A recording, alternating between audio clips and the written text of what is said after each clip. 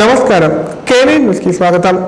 తెలంగాణ చరిత్ర స్ఫూర్తిని ప్రతి ఒక్కరికి తెలియజేయాల్సిన అవసరం ఉందని ముఖ్యమంత్రి రేవంత్ రెడ్డి అన్నారు. నరేంద్ర మోదీ పుట్టుకతో బీసీ కాదు, ఆయన లీగల్లీ కన్వర్టెడ్ బీసీ అన్నారు.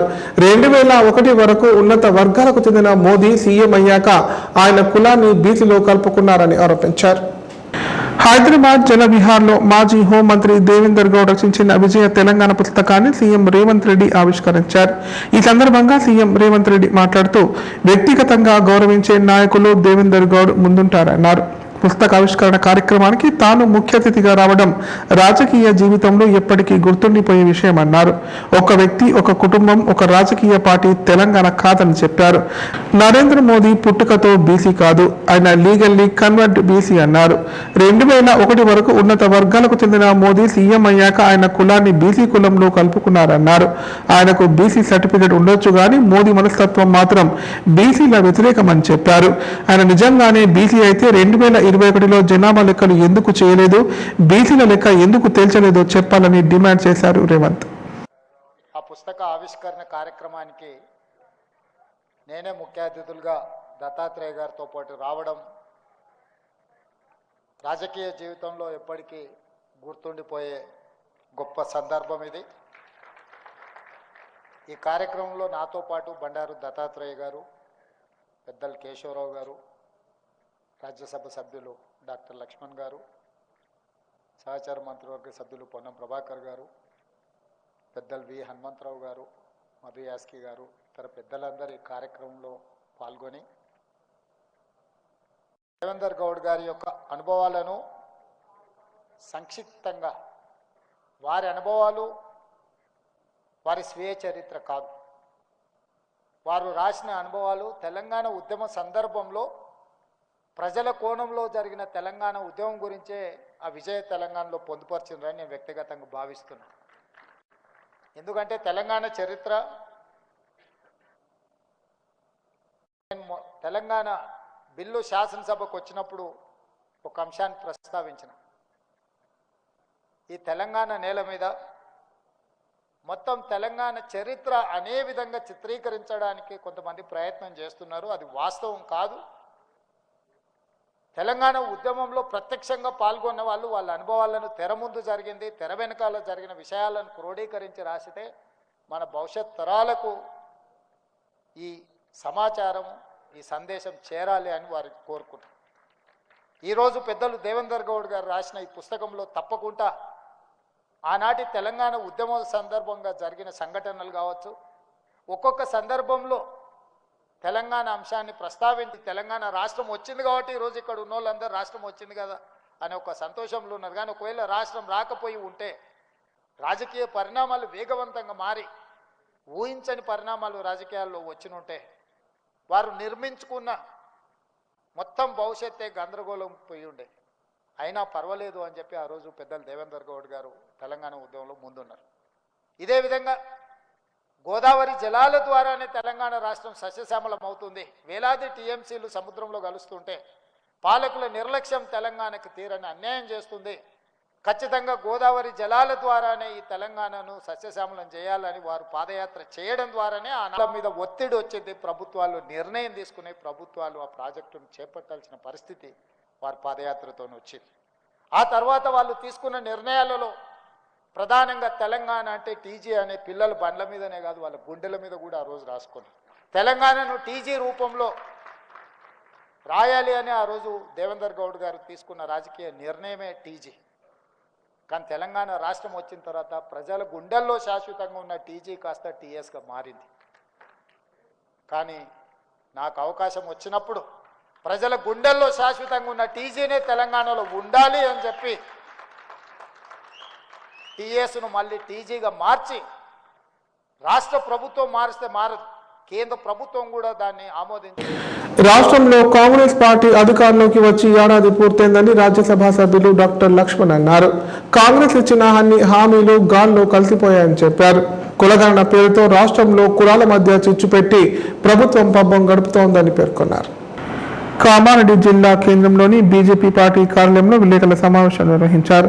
ఈ సందర్భంగా బీజేపీ జాతీయ ఓబీసీ అధ్యక్షులు డాక్టర్ లక్ష్మణ్ మాట్లాడారు. రాష్ట్ర ఆర్థిక పరిస్థితి దయనీయంగా ఉందని, గ్రామాల్లోకి వెళ్తే ప్రజలు నిలదీస్తున్నారని కొంతమంది మంత్రులు, ఎమ్మెల్యేలు బాహటంగా చెబుతున్నారన్నారు. కాంగ్రెస్ పార్టీ నాయకులు కులాలు, మతాల పేరు మీద పబ్బం గడుపుతున్నారని చెప్పారు. కేంద్ర రాష్ట్ర ప్రభుత్వాల్లో కాంగ్రెస్, బీఆర్ఎస్ పార్టీలు కలిసి పనిచేసి రాష్ట్రాన్ని భ్రష్టు పట్టించాయన్నారు. ఇటీవల ప్రకటించిన బడ్జెట్లో 5,700 కోట్ల రూపాయలు తెలంగాణ రాష్ట్రానికి కేంద్రం కేటాయించిందన్నారు. 1,000 కోట్ల రూపాయల నిధులతో తెలంగాణలో రైల్వే జోన్, కొత్త రైల్వే లైన్లను ఏర్పాటు చేస్తోందని, రాష్ట్రంలో 2,700 కిలోమీటర్ల జాతీయ రహదారులను కేంద్ర ప్రభుత్వం నిర్మించిందని చెప్పారు. రాబోయే రోజుల్లో ఎమ్మెల్సీ స్థానాల్లో బీజేపీ అభ్యర్థులను గెలిపిస్తే మరింత అభివృద్ధి చేసేందుకు కృషి చేస్తామన్నారు. దేశ రాష్ట్రాల అభివృద్ధి కేవలం బీజేపీ పార్టీతోనే సాధ్యమన్నారు. మోదీ అంతే గ్యారంటీ, అందుకే దేశంలోని అన్ని రాష్ట్రాల్లో బీజేపీ పార్టీకి విజయం సిద్ధిస్తోందని పేర్కొన్నారు.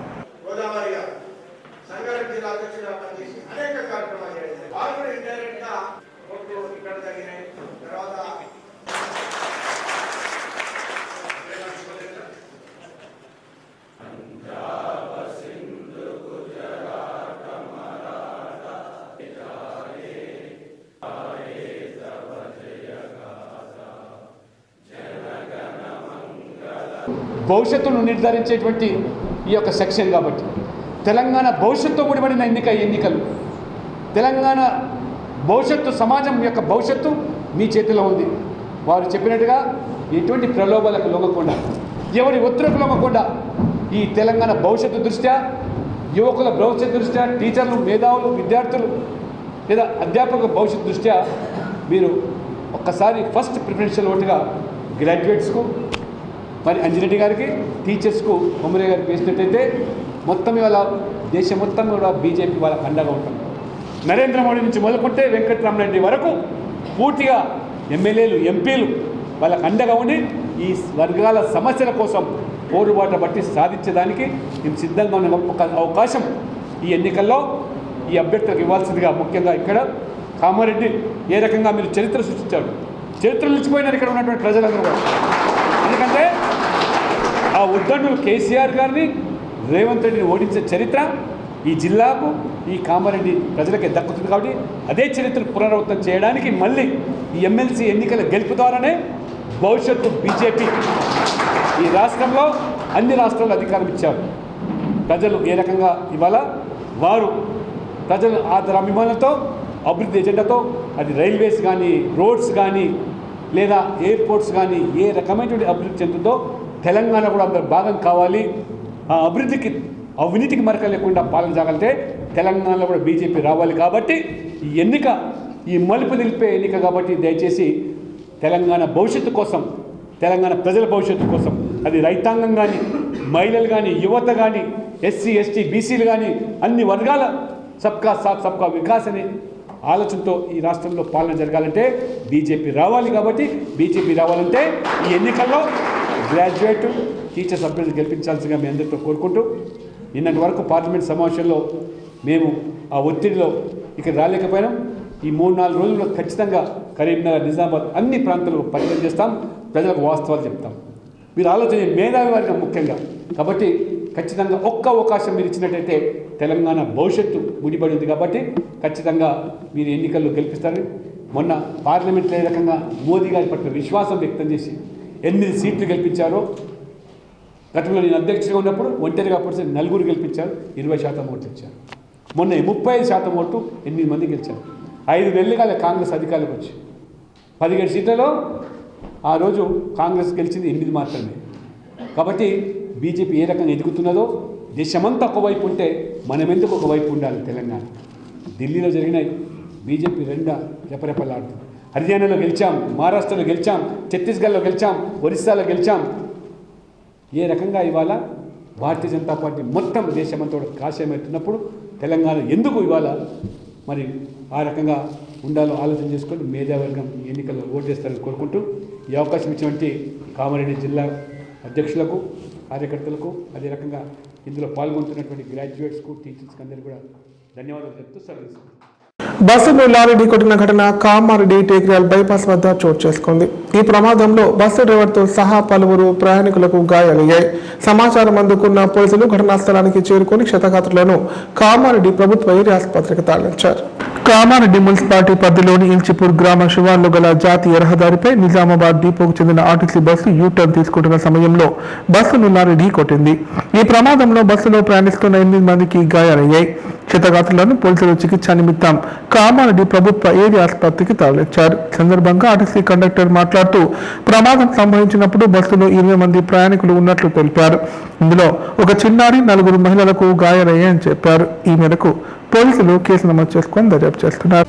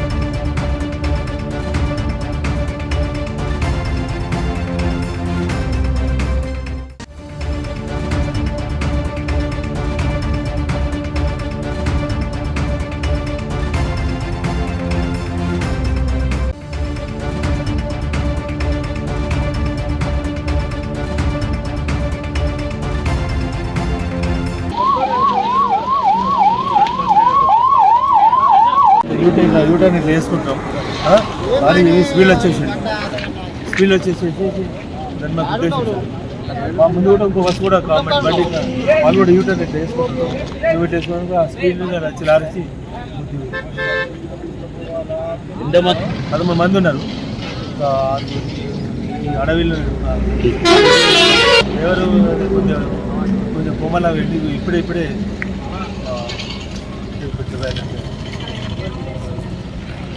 ఓకే దిగేటప్పుడు లెఫ్ట్ మళ్ళా లారీ డైరెక్ట్ బస్సు స్లో ఉంది. లారీ స్పీడ్ ఏ డిపో వచ్చింది బస్సు? నిజామాబాద్. ఎంతమంది ఉన్నారు బస్సులో అప్పుడు? 15 కామారెడ్డి మున్సిపల్ పరిధిలోని పార్కులలో వాటరింగ్ కార్యక్రమాలు నిరంతరం చేపట్టాలని కలెక్టర్ ఆశీష్ సంగ్వాన్ అధికారులను ఆదేశించారు. పట్టణాన్ని సుందరంగా ఉంచే విధంగా ప్రణాళికలు తయారు చేయాలని చెప్పారు. పార్కుల అభివృద్ధికి ఆయా వార్డుల్లోని వెల్ఫేర్ అసోసియేషన్, సీనియర్ సిటిజన్స్ల సహకారం తీసుకోవాలని చెప్పారు. కామారెడ్డి పట్టణంలోని పంచముఖి హనుమాన్ కాలనీ పార్కును కలెక్టర్ ఆశీష్ సంగ్వాన్ పరిశీలించారు. సందర్భంగా కలెక్టర్ మాట్లాడుతూ పట్టణంలోని పార్కులను అభివృద్ధి పరచాలని చెప్పారు. పిల్లలు ఆడుకునేందుకు పరికరాలు, ఓపెన్ జిమ్లను ఏర్పాటు చేయాలని తెలిపారు. పార్కులలో మొక్కలు నాటి సంరక్షించాలని, గతంలో నాటిన మొక్కలకు వాటరింగ్ నిర్వహించాలన్నారు. పార్కుల అభివృద్ధికి ఆయా వార్డుల్లోని వెల్ఫేర్ అసోసియేషన్, సీనియర్ సిటిజన్ల సహకారం తీసుకోవాలని సూచించారు. మున్సిపల్ అధికారులు పార్కుల అభివృద్ధి కోసం చర్యలు తీసుకోవాలని, షెడ్ కోసం గ్రీన్ నెట్లను ఏర్పాటు చేయాలని తెలిపారు. ఇంటింటి చెత్త సేకరణ రోజువారీ నిర్వహించాలని, పట్టణంలో చెత్త కుప్పలు కనబడుతున్నాయని చెప్పారు. మోడల్ పార్కులను తయారు చేసి పార్కుల వద్ద విద్యుత్ బల్బులను ఏర్పాటు చేయాలని చెప్పారు. పట్టణంలో మున్సిపల్ ద్వారా చేపడుతున్న శానిటేషన్ పనులు, వాటరింగ్ పార్కుల అభివృద్ధి పనుల వివరాలు రోజువారీగా సమర్పించాలని ఆదేశించారు.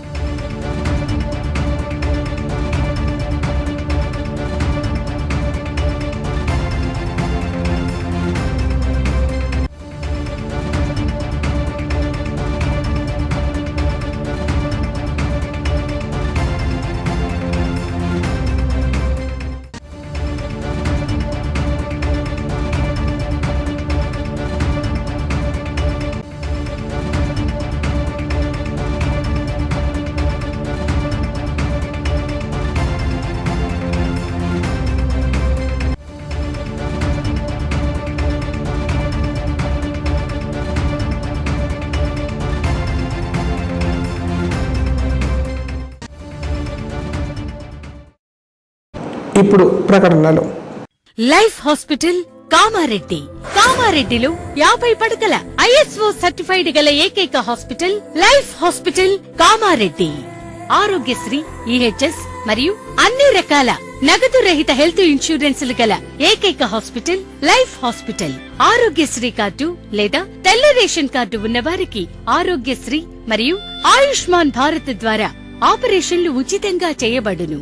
కామారెడ్డిలో కార్పొరేట్ స్థాయి ఖరీదైన వైద్యాన్ని ప్రతి పేద మధ్యతరగతి వారికి అతి తక్కువ ఖర్చుతో వైద్యం చేయబడును. నిజామాబాద్, హైదరాబాద్ వెళ్లవలసిన అవసరం లేకుండా అనుభవజ్ఞులైన వైద్య బృందంచే క్లిష్టమైన ఎముకల ఆపరేషన్లు, ఆర్థోస్కోపిక్, కీహోల్ సర్జరీలు, జాయింట్ రీప్లేస్మెంట్, మోకాళ్ల మార్పిడి, వెన్నుపూస ఆపరేషన్లు మరియు 4 గంటలు అత్యవసర వైద్య సేవలు అందించబడును.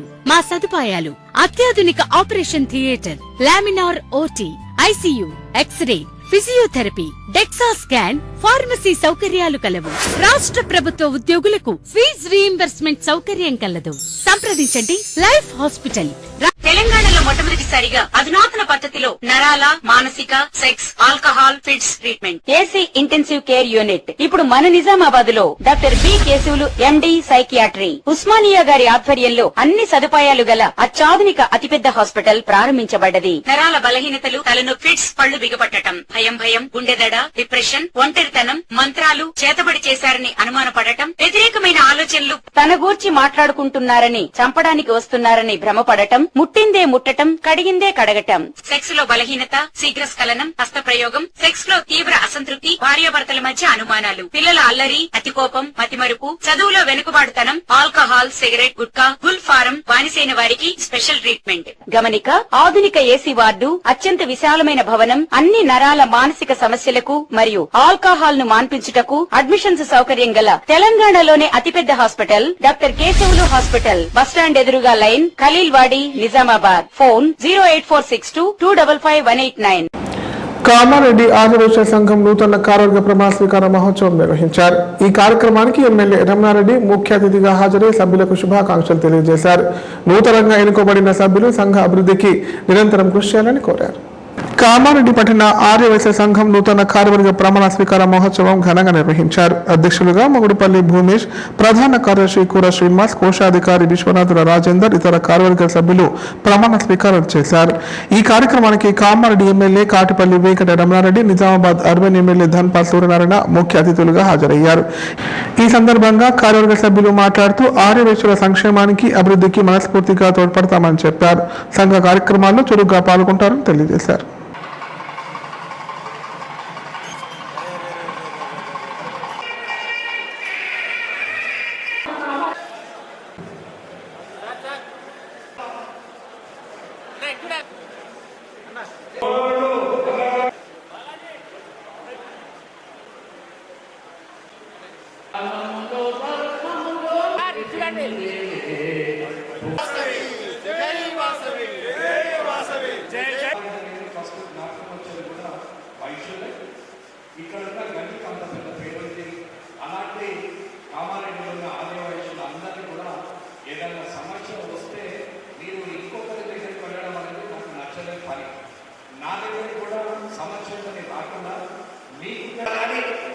వైశ్యకులంలో పుట్టడం అదృష్టము.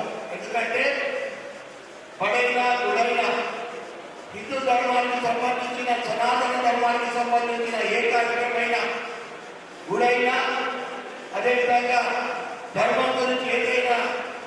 కామారెడ్డి పట్టణ ఆర్యవైశ్య నూతన కార్యవర్గంలో భాగంగా ఈరోజు ఈ కార్యక్రమానికి సభాధ్యక్షునిగా వహించిన మోటూ శ్రీకాంత్ గుప్తా గారికి మరియు ప్రోగ్రామ్ చైర్మన్ కొండా బైరయ్య గుప్తా గారికి, మా బావగారైనటువంటి కైలాస్ శ్రీనివాస్ గారు, కామారెడ్డి రాష్ట్ర మహాసభ ఉపాధ్యక్షుడు మరియు కామారెడ్డి మున్సిపల్ మాజీ చైర్మన్ గారు మరియు కామారెడ్డి పిఎస్టీలకు సభ్యులకు, సోదరులు అందరికీ, ప్రతి ఒక్కరికి, నాకు ఈరోజు గెలుపుకు ఈ ప్రమాణ స్వీకారానికి విచ్చేసిన ప్రతి ఒక్కరికి పేరు పేరున ధన్యవాదాలు చెప్తున్నా.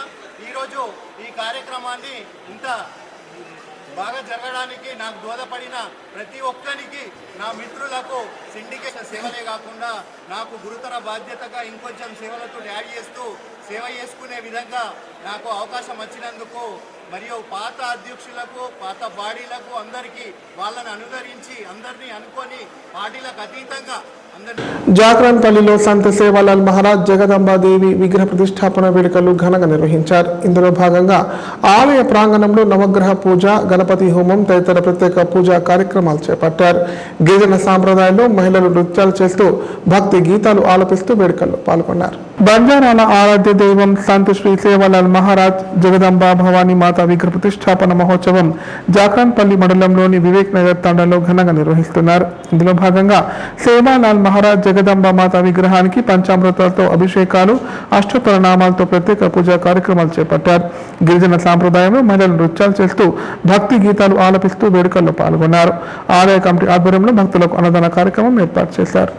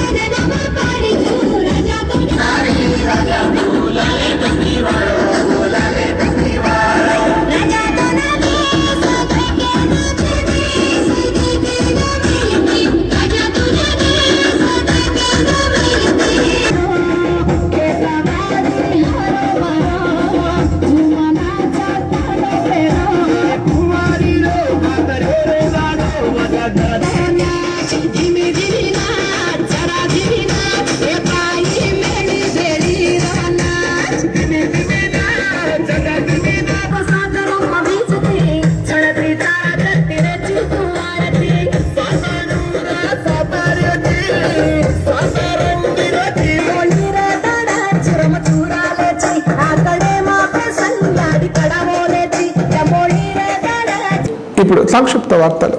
కామారెడ్డి జిల్లా బాన్స్వాడ మండలంలోని బోర్లం గురుకుల బాలికల పాఠశాలలో కిడ్నాప్ ఘటన కలకలం రేపింది. బోర్లం గురుకుల బాలికల పాఠశాలలో 8వ తరగతి చదువుతున్న విద్యార్థినికి మీ నాన్న ఆరోగ్యం బాగాలేదని మాయమాటలు చెప్పి పెద్దనాన్న కుమారుడు సంజయ్ భార్గవ్ బాలికను బైక్ పై హైదరాబాద్ వైపు తీసుకొని వెళ్లాడు.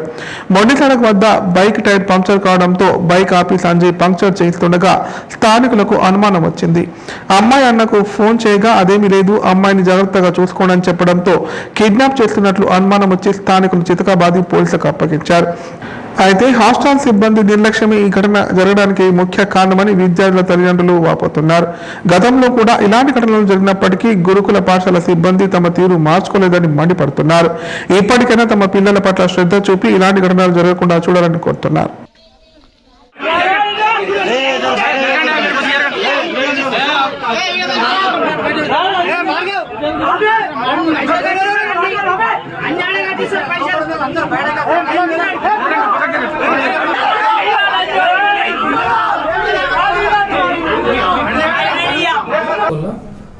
లెవెన్ ప్రాంతంలో 8వ తరగతి చదువుతున్నటువంటి 8వ తరగతి అమ్మాయి గీర్కు చెందిన అమ్మాయి చదువుకుంటున్నది. అదే సమయానికి వాళ్ళ పెదనాన్న కొడుకైనటువంటి సంజయ్ భార్గవ్ స్కూల్ లోపలికి వచ్చి అమ్మాయి వాళ్ళ ఫాదర్ బాగలేదని, ఆరోగ్యం బాగలేదని, హైదరాబాద్లో ఉన్నాడని చెప్పేసి వాళ్ళ వరుసకి సిస్టర్ అయిన సుశ్రితను తీసుకొని వెళ్ళే క్రమంలో వాచ్మెన్గా పనిచేసినటువంటి విజయలక్ష్మి కూడా మీరు ప్రిన్సిపాల్కి చెప్పి తీసుకోవాలని అడిగినప్పటికీ కూడా ఆమెను నేను ప్రిన్సిపాల్ మేరకు తెలియజేసినానని, నేను తీసుకెళ్తున్నానని చెప్పేసి విజయలక్ష్మి గారిని కూడా పక్కకు నెట్టేసి తను తెచ్చుకున్న మోటార్ సైకిల్ పైన ఈ అమ్మాయిని ఎక్కించుకొని ముదెల్లి క్రాస్ రోడ్ జంక్షన్కి వెళ్ళగా అక్కడ మోటార్ సైకిల్ పంక్చర్ కావడం వలన ఆ పక్కన ఉన్నటువంటి కిరాణా షాప్ అతనికి దగ్గరికి వెళ్ళి అతను ఒక 500 రూపీస్ ఇవ్వమని లేదా ఏదైనా మోటార్ సైకిల్ ఇవ్వాల్సిందిగా కోరుతూ మేము హైదరాబాద్కి అర్జెంట్గా వెళ్ళాల్సిందని చెప్పడం వలన తనకు అనుమానం వచ్చి అమ్మాయి వాళ్ళ మదర్కి ఫోన్ చేసి మీ అమ్మాయిను అదేవిధంగా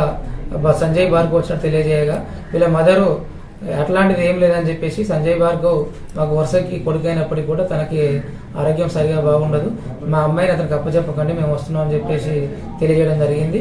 ఇదే విషయంలో కాలేజీ ప్రిన్సిపాల్ కూడా వాళ్ళ స్టాఫ్కి తెలియజేయగా వీళ్ళు కూడా ముదల్లి జంక్షన్కి వెళ్ళి అమ్మాయిని అక్కడికి వెళ్ళి తీసుకోవడం జరిగింది. ఈ సంఘటన పైన ప్రిన్సిపాల్గా వ్యవహరిస్తున్నటువంటి రమాదేవి మేడం గారు ఒకటి స్కూల్లోనికి ఎలాంటి అనుమతి లేకుండా వచ్చి 8వ తరగతి అమ్మాయిని తీసుకెళ్లడం వలన ఫిర్యాదు చేయడం జరిగింది. దానిపైన మేము కేసు నమోదు చేసుకుని దర్యాప్తు చేస్తున్నాం. వార్తలు ఇంతటితో సమాప్తం. తిరిగి ప్రసారమే వార్తలు మళ్ళీ కలుద్దాం. అంతం సెలవు. నమస్కారం.